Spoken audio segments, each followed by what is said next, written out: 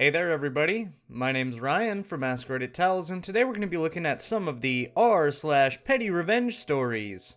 But before we do, make sure to hit that subscribe button and that notification bell to stay up to date on all the latest videos. Airport Karen decides to show up 30 minutes before the flight. A few years ago, my college sports team was flying out for a competition. We were flying out of town, which has notoriously quick and easy airport experiences for those of us who know it well.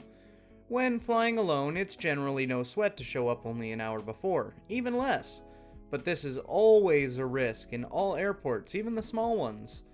Our team of 20 people showed up for our early flight 2 hours beforehand, which is, in my opinion, still cutting it close in a lot of cases. When we get there, we can see immediately a long line out of security, which is not normal for this airport at all. We all have to check our bags and get into line. For every once in a while, an employee would walk through the line asking people to look at their tickets for TSA pre-check, which means you basically get to go straight through the security line. While we were waiting in an unusually long line, we started to pick up on a lot of different people in front and behind us that were all about to miss the same flight. Some people are clearly anxious and asking the employees what's going on. Unfortunately, about 20 people behind my team and I is a Karen.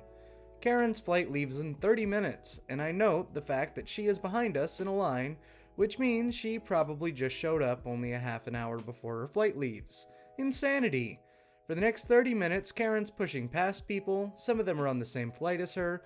Without asking any sort of permission, Karen is also yelling loudly this whole time at any employee she sees about how they're incompetent, need to let her through, etc. She's also demanding that they need to open up the other security lanes so more people can get through faster. Obviously, TSA guidelines aren't a thing to this Karen.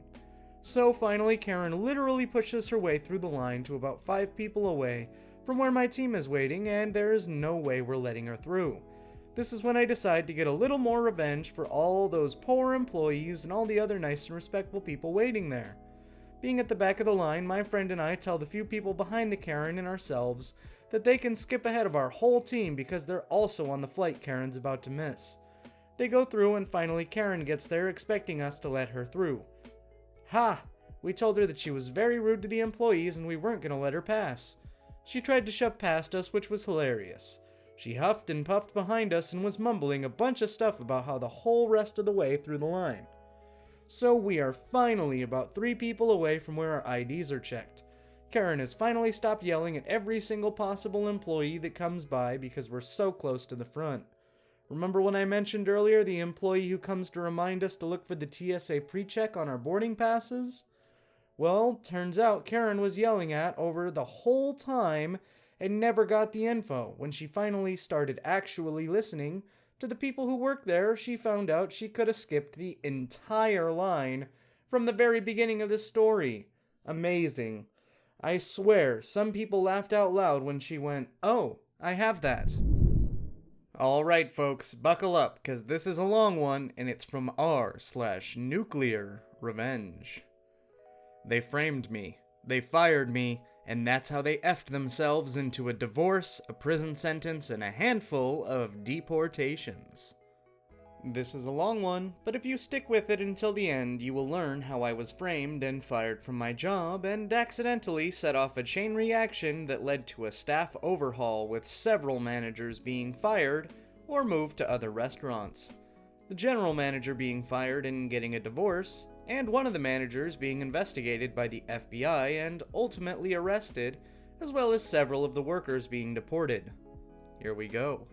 I used to work in an upscale restaurant owned by a large corporate entity that owns several different restaurant brands. I worked there for about 3.5 years before they eventually fired me, but more about that later. First, I want to give an idea of my role there. My role at that job was a little of everything. Since the day I started working there, I took it upon myself to learn as much as possible. I was very persistent with management when I wanted to learn a new department. I had started as a server, but it eventually worked my way into different departments and job titles, like carry-out, hosting, bartending, bar packing, banquets, catering, and deliveries. My singular goal while working there was to make myself available for as many hours as possible. I was being paid about $12 an hour, though that fluctuated if I was working as a bartender or server and making tips. Eventually, it was noticed by management how I fit best into one of those non-tipped positions. I was so good at it that they decided to try me out as an unofficial supervisor over the team that worked in carry-out, catering, and deliveries, as those were all one department. I knew this was going to ultimately mean few less hours since I would only be working one department, so I negotiated with management to increase my pay about $1.50. Since I was taking on additional responsibilities, they were satisfied with the pay increase. I wasn't trying to get as much money as possible, I just wanted to be available to pay my bills and still have a little money left over for fun. I was living in the highly taxed city of Chicago, which is in the already highly taxed state of Illinois, so it was pretty difficult to make ends meet and still have money left to enjoy my life. I'm a person of simple pleasures and I can't enjoy things for long periods of time, so it didn't take much money for me to be happy. A video game could hold my attention for several months, sometimes even years. I had a family pet that I had brought with me to Chicago, so that counted as an extra expense. Not long after I started this position as the unofficial supervisor, I got a girlfriend, so I was also going out more often and spending money on her. With my position and some smart budgeting, I was able to afford all of this. The money wasn't an issue, but management had a high turnover rate, so the incoming managers often did not know what the department entailed or how important hours were to workers of these departments. Eventually, it was noted that our current general manager was going to be fired and replaced. The incoming general manager was supposed to be some rock star when it came to improving restaurants. We looked up his name and found him as the first search result on Google. But the entry wasn't some glowing review of his work ethic or of his impeccably ability to improve the way a restaurant runs. It was actually a mugshot and a police report filed for repeated domestic abuse. This is important later. We'll call him Harvey. Shortly after Harvey came in and started making changes, one of our best managers gave her resignation. She refused to work with him, and like an effing oracle, told us to expect lots of sexual harassment, misogynistic comments, and for him to eventually run this place into the ground. Not long after she left, our general manager began replacing our current managers with hand-picked people that had worked within the past. Eventually, all but one manager was replaced. That manager was the kitchen manager. We'll call him Fredo. Fredo had been there since I started working there. He seemed to be something of a chameleon, as in his values and ethics seemed to change depending on who his boss was. Honestly, I sort of applaud his survival instincts, but ultimately see him as a suck-up and a traitor. Harvey never really replaced the manager for our department, so we ran without a lot of oversight. Unless you could count me as the supervisor. We didn't constantly have someone breathing down our necks about how things should be done. Our department had some hiccups here and there, but it still ran really smoothly. Since we didn't have our own manager, we often had the radio for the manager to come help us out on things that needed manager cards for approval. Fredo would always be the manager to answer these calls, since the kitchen was closest to our department. Over time, the new team of managers started to see Fredo as the manager of our department as well. However, the hourly team that worked there still saw me as the supervisor. This meant that anytime Fredo was trying to make changes that would ultimately hurt us, the team relied on me to mitigate those disasters or negotiate with Fredo to let us do our jobs the way we had already proven worked really well. Over several months, Fredo and I would butt heads dozens of times. He and I were constantly arguing about how important hours were to the workers in this department. He had it in his head that we should be living off of tips like servers, but since most of our orders were carry-out, they came in through Grubhub, and Grubhub doesn't tip. We didn't have a lot of deliveries in a day, and the tips we got from those were maybe $10. If we were lucky, but splitting $10 4 ways doesn't add up to a lot. It just showed that Fredo had no clue what he was talking about. Eventually, we had a meeting with Harvey, Fredo, and all the workers of this department. It was marketed as a chance to voice all our grievances and concerns with the changes that they wanted to make with no chance of retaliation. So the workers did exactly that. They talked about how Fredo was trying to cut hours even though he isn't our actual manager. When it was brought up that they weren't attempting to hire someone to be the manager, the team suggested I take over since I had already been supervising them and running things smoothly for the last several months. I was also the one that management consulted with when writing schedules, as I had an understanding of days some workers could and couldn't work, depending on their school schedules or family life. I could see at the moment it was suggested that Harvey and Fredo made the decision on the spot that I had to be getting rid of. although they didn't say it. I could see the look they gave each other and instinctively knew that my days at this place were numbered, and my job was going to be getting the axe one way or another. They made a bunch of promises to us about not cutting hours. They told us that they would stop sending all but one person home early, and only leaving one person to clean everything and close up by themselves, as this wasn't a small department and it was simply too much for one person to do alone, while still meeting health and safety standards. They promised that whatever hours we were scheduled for, we would work. We weren't trying to be unreasonable, so we told them that we usually have 3 or 4 people scheduled to work our department. They could cut 2 of them early, but we always needed at least 2 people to help close properly. The promise that was made, that they would always have at least 2 closers. However, only about a week later, they started sending all but one person home early again every night. One night, they tried to do it while I was scheduled as the closer, and we had just returned from a massive catering event, and there was an unbelievable amount of cleanup left to do for one person. When Fredo came in and tried to send everyone except me home, I stepped up and told him that he was consistently breaking the promise he had made to us during the meeting. He looked me square in the face and told me to stop complaining about it, and that if I was going to keep trying to talk to him about him breaking his promises, he could easily find someone who could work my shifts. I quickly realized that this was an assassination attempt on my job. He wanted me to press it further, so I backed off and started cleaning. I ended up having to stay way late, and that meant overtime pay anyway. I got a write-up for that since we aren't allowed to work overtime without a manager's approval. When I refused to sign the write-up, pointing out that I had tried to explain to Fredo that I wouldn't be able to clean up all that stuff alone before my scheduled shift ended, I was allowed to leave without signing the write-up, but only because the HR rep that was present the day that wasn't one of Harvey's cronies. Skip ahead to the day I was fired. It's important to note at this point I always came into work an hour early since we lived in Chicago. Food was expensive, however at our job we were allowed to have as much free soup and bread as we liked. So I would come into work 1 hour early every day so I could have some soup and bread for lunch early before my shift. But on this day, when I walked into the kitchen to get myself some soup, one of the line cooks told me that he had a dish that had been canceled after he cooked it, and Fredo had told him to give it to someone. He assured me Fredo had already comped it and that it was free to take for whoever wanted it. It just so happened to be my favorite appetizer, so I happily took the free food. Not long after I got to my booth, both Harvey and Fredo approached me and asked me if I had put in a ticket for that food. I had told them that the line cook had given it to me, and they said it was the canceled order that Fredo had already comped. Fredo looked dumbfounded and said that he had no idea what I was talking about. So Harvey told me, "I think that you know that's theft, go ahead and finish the food and then grab my stuff and go. That's the last meal you'll be having here." I tried to explain to them that I had been given this food by the line cook, but they refused to listen.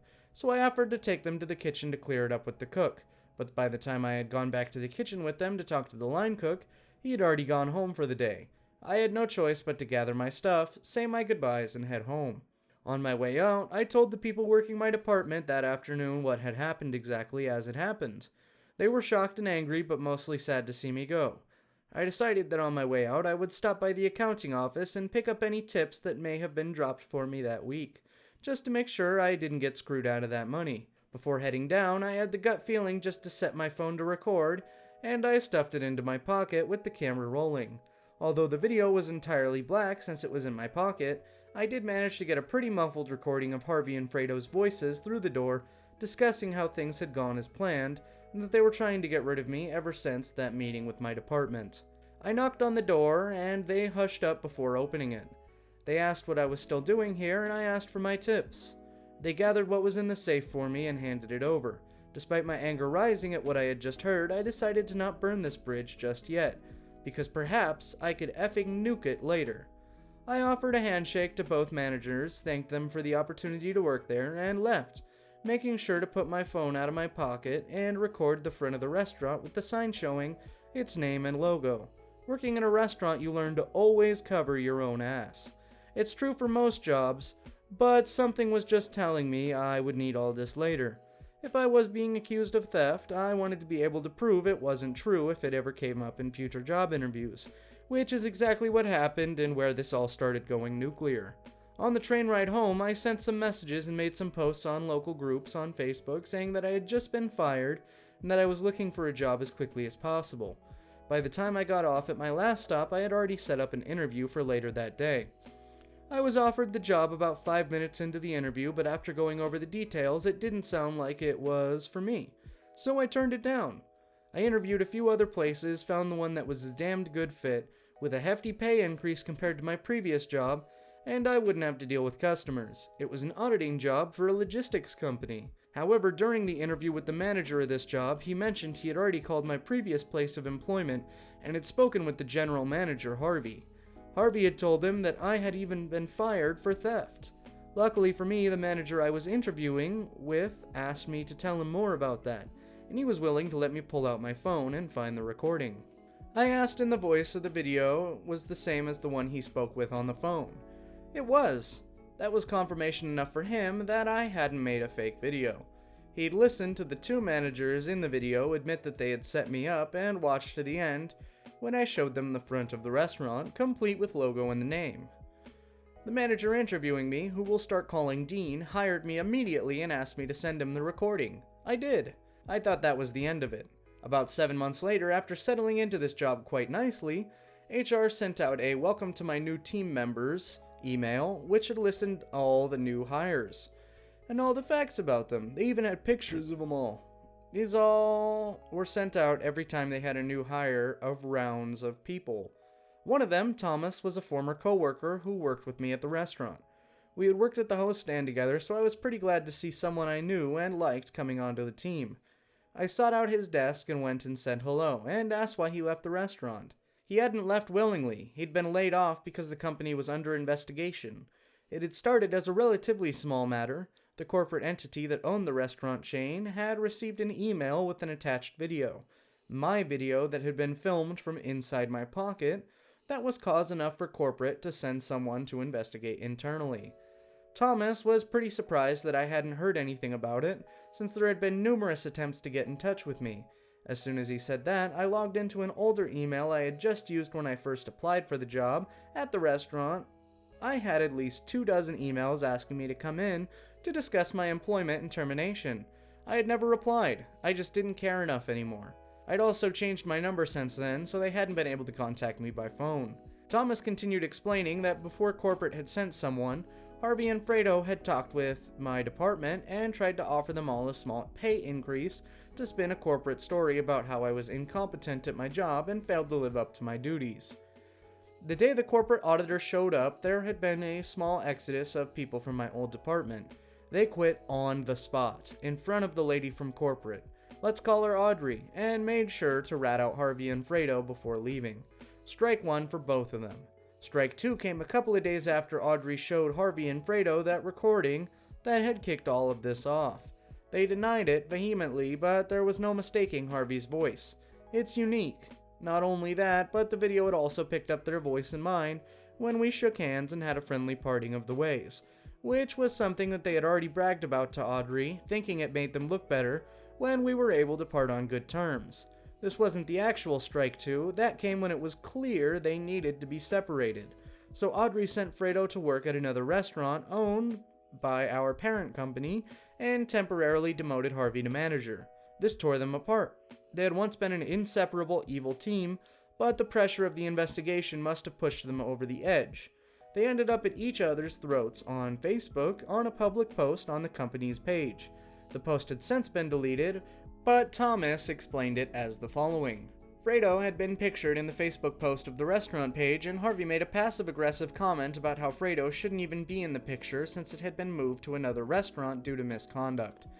Fredo saw the comment and said something along the lines of, "At least when people Google my name, I don't show up as the guy that punched his wife." To which Harvey responded, "Very funny from the guy who's cheating on his wife with Janet's sister."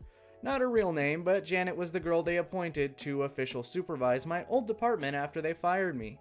The unofficial supervisor. Fredo replies to that by saying, "Like you haven't tried with half the waitresses. They all have stories about you trying to F them." The post was deleted, but not before it had been seen by Audrey the auditor, which was the official strike 2. Strike 3 came the next day when Audrey started interviewing the female waitstaff and bartenders, seeing if any of them could confirm that Harvey had tried to make a move on them. All of them were interviewed separately, several of them had similar stories, every girl that confirmed Harvey had made a move on them all said that he had offered to be their sugar daddy if they would send him nudes or stay after closing to fool around with him. Harvey was fired, but that isn't the worst of it. Audrey the auditor wasn't just some random woman from corporate. She was the old regional manager for this area and had personally hired Harvey's wife as the general manager of another restaurant in the city. So she called up the restaurant Harvey's wife worked for and told Harvey's wife everything she had learned from the female waitstaff. We learned later that they had gotten a divorce over him trying to cheat on her after she had already given him a second chance to change after he had beat her. I don't know what compelled her to give him a second chance after something like that, but she sure didn't give him a third. After firing Harvey, the line cook who had given me the food was interviewed by Audrey. I don't know how it came up, but at some point she had let it slip that he was an illegal immigrant. She had filed in her hand, which had an Illinois ID and social security number on file. So this confused her, and she pressed him for more information. Turns out that Fredo had some connections and had his own miniature black market going on, where would he have fake social security cards and IDs made for the illegal immigrants he was hiring at reduced wages. It had been going on for at least 4 years. Needless to say, this is a felony with potential PR nightmare that she was likely dealing with. She felt she had no choice but to alert the authorities. Local PD enlisted the help of the FBI since some of the evidence led them beyond the jurisdiction of the local police. Fredo was arrested and quickly gave up all the names of the people working that he had sold social security cards and IDs to. I'm not sure if he gave up all of them, but he did name drop about 14 people, and those 14, at least half of, were deported by the time Thomas had been let go. One of them was the line cook that had given me the food the day I was fired. Thomas went on to explain that it all started with me being fired, but I never sent that recording to corporate. I'd only sent it to Dean when he hired me. I'd asked him about it, and he told me he sent it to his wife since she was a lawyer.